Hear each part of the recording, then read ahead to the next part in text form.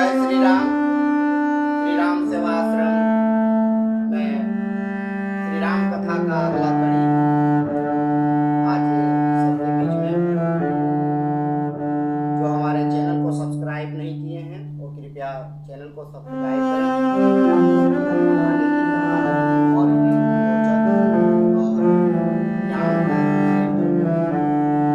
परिवार में सद्बुद्धि भावना की कथा आगे बढ़ाते हुए जब श्री रामचंद्र जी राजा दशरथ और कैकेयी से वार्तालाप की हुई कि श्री रामचंद्र जी को वनवास जाने की अनुमति है, ऐसा कैकेयी ने राजा दशरथ से आशीर्वाद मांगा है, वरदान मांगा है। तो वो श्री रामचंद्र जी अंदर ही अंदर अपनी कार्य और जिम्मेदारी समझते हुए उन्होंने कहा कि हे पिताजी, आप इतनी छोटी सी बात को लेकर के की आवश्यकता नहीं। अगर हम वन जाने के लिए 12 वर्ष तक हमको जाना पड़े तो मैं खुशी खुशी जाऊंगा, क्योंकि जंगल का राजा तो मुझे चयन कर लिया गया है और राजपाट का जो जिम्मेदारी है वो हमारा छोटा भाई भरत संभाले, क्योंकि जंगल राज में जितने भी पाप और दुराचारी बसे हुए हैं उन्हें भी इस मृत्यु लोक से उद्धार करना है और जगत का कल्याण करना है। इस बात को सुनकर राजा अंदर ही अंदर महसूस करते हुए राजा दशरथ को ये बात समझ में आई कि आज हमारा ज्येष्ठ पुत्र श्री राम हमारे वचन और धर्म को निभाने के लिए सबसे आगे हैं और इसलिए श्री राम सबसे प्यारे हैं। मैं आज की इस संसार में देखने को मिल रहा है कि माता पिता की चिंता और धर्म संकट को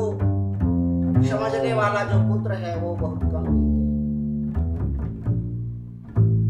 हमें इस रामायण से समझना चाहिए कि हमारे माता पिता पर क्या आप बीत रही है, उन्हें किस चीज की जरूरत है। उन्हें कभी प्रतिष्ठा में पड़ने नहीं देना है और माता पिता की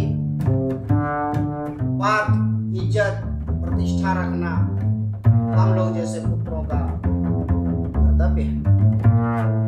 दोहा में वर्णित है, गई मूर्छा राम ही सुमेरी, नृप फिर करवटले,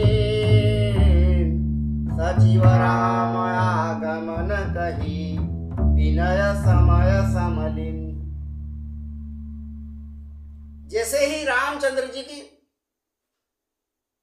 अपने पिता दशरथ के पास आते हैं तो राजा दशरथ करवट लेकर के अपने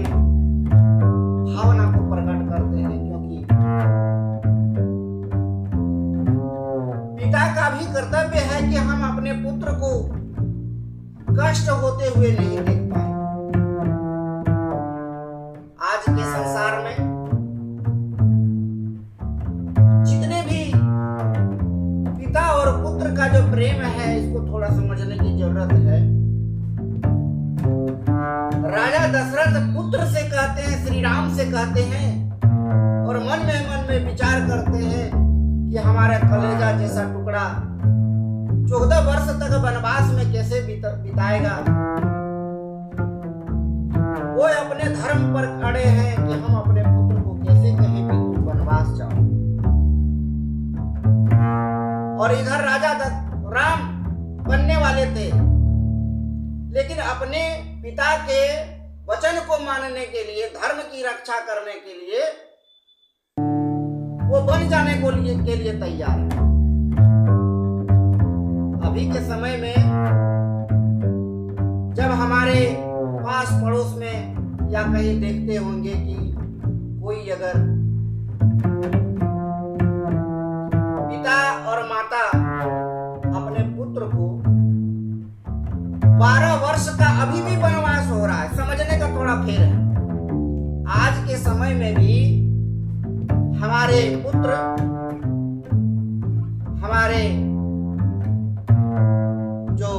समाज है वो भी अपने पुत्र को वनवास भेजते हैं। कहिएगा वो कैसे? जब हमारे घर में बच्चे लोग इंटर की एग्जाम देती हैं, मैट्रिक की परीक्षा देता है, तो मैट्रिक के बाद ही अभी आप सबका भविष्य बनने का जो डिग्री है, matric, inter, graduation, post graduation, diploma, MBBS, engineering, जितनी भी पढ़ाई होती है, मैट्रिक से पूरे कैलकुलेशन करने के बाद आप देखेंगे कि 12 वर्ष तक तैयारी करना पड़ता है। जिसके घर में आलीशान बिल्डिंग है, आलीशान घर है, मकान है, नौकर है, चाकर है, गाड़ी है, सब कुछ है, लेकिन वो फिर भी अपने पुत्र को एक कमरा का मकान शहर में लेकर के वहां रहने के लिए देता है कि बेटा यहीं पर तुमको तैयारी करनी है और तुम अपने आप को साबित करो और माता पिता का नाम रोशन करो और देश की सेवा करो। ठीक उसी प्रकार से जोड़ के देखिए, धर्म से जब तक अपने परिवार को धर्म से नहीं जोड़ते हैं तब तक आंतरिक ज्ञान होने की संभावना कम। तो वहां क्या होता है कि खुद से खाना बनाना पड़ता है, डेरा में रह करके कोचिंग जाना पड़ता है साइकिल से या पैदल,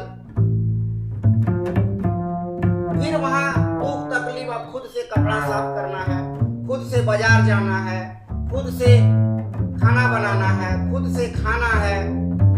फिर कभी पैसे की कमी हो गई, फिर कभी ट्यूशन में कमी हो गई, तो न जाने कितनी तरह की समस्या को झेलना पड़ता है 12 वर्ष में एक सफल जीवन व्यतीत करने की। ठीक उसी प्रकार श्री रामचंद्र जी उस समय भी 12 वर्ष जंगल में बिताए अपने आप को साबित करने के लिए और धर्म की रक्षा करने के लिए, तब जाकर के सनातन धर्म की स्थापना हुई। तो इस कथा से कहने का मतलब है कि जब कोई घर से निकलता है तो माता और पिता कह नहीं पाते हैं कि तुम जाओ, लेकिन फिर भी जो पुत्र अपने आप को खुश कहता है, बाहर में रह करके रोजी रोजगार करता है, नौकरी करता है, बिजनेस करता है, और जब उसका पिताजी कहता है कि बेटा तुम कैसे हो, क्या हालचाल है, देखिए माता और पिता और पुत्र का प्रेम क्या है कि दिक्कत रहते हुए भी, कष्ट होते हुए भी पुत्र ने फोन करके अभी के समय में बताता कि नहीं पिताजी मेरा सब कारोबार बढ़िया चल रहा है, मेरा नौकरी चाकरी सब अच्छा से चल रहा है, ड्यूटी कर रहे हैं। लेकिन उस पिता को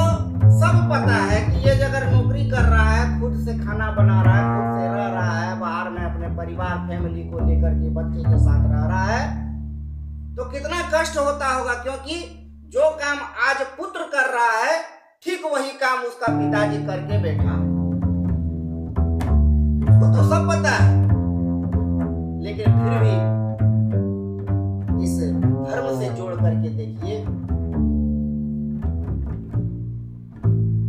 पिताजी कहते हैं कि तुम घर आ जाओ, अगर दिक्कत है तो घर आ जाओ, दिक्कत तो वहां है, लेकिन फिर भी पुत्र कहता है नहीं पिताजी यहाँ सारा चीज अच्छा से चल रहा है। ठीक उसी तरह राजा दशरथ अपने पुत्र को जंगल जाने के लिए बोल नहीं रहे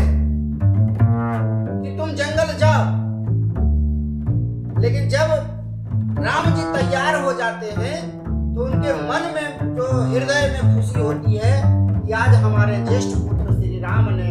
धर्म और पिता की वचन का रक्षा किया, इसीलिए धन्य है मेरे पुत्र। और इस तरह से कथा को आगे बढ़ाते हुए श्री रामचंद्र जी अपने पिता से कहते हैं, देश काल अवसर अनुसारी बोले वचन विनीत विचारी, तात कहूँ कछु करऊँ डिठाई,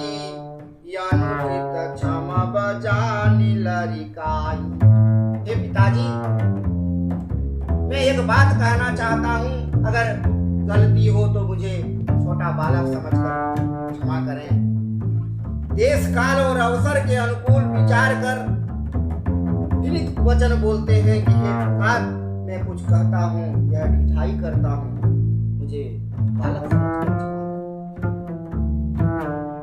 अति लघु बात लागी दुख पावा, काहू न मोहि कहि प्रथम जनावा, देखी गोसाई ही पूछी तू माता, सुनी प्रसंग भय शीतल गाता।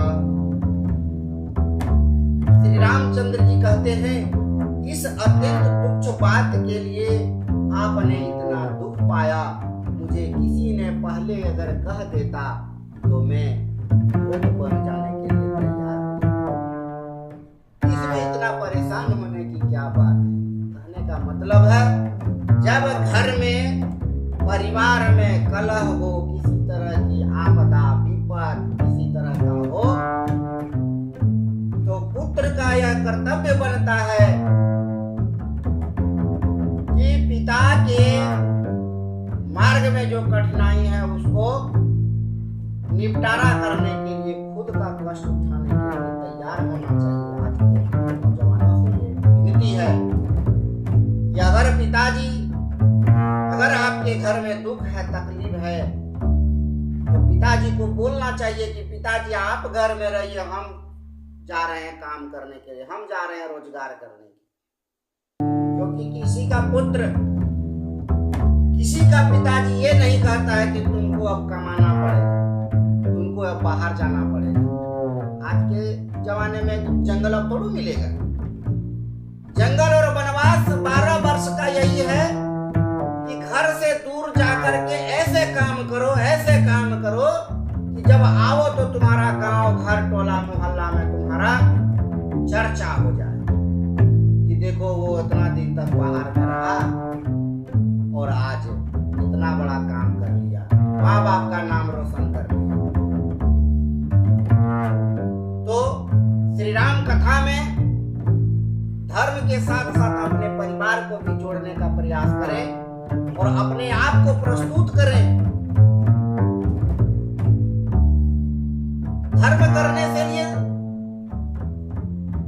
दूसरे को जिम्मेवारी न ठहरा, खुद से पढ़े और खुद से समझने का प्रयास करें। ये कभी कहने का प्रयास न करें कि पंडित जी ऐसे बताए, वो वैसे बताए, उस किताब में ऐसे लिखा। उसको तो पढ़िए एक बार और उसको अर्थ को समझने का प्रयास कीजिए। तो आज की कथा में बस इतना ही। आगे की कथा के लिए हमारे चैनल को सब्सक्राइब करें और कमेंट्स बॉक्स में लिखें। जय श्री राम।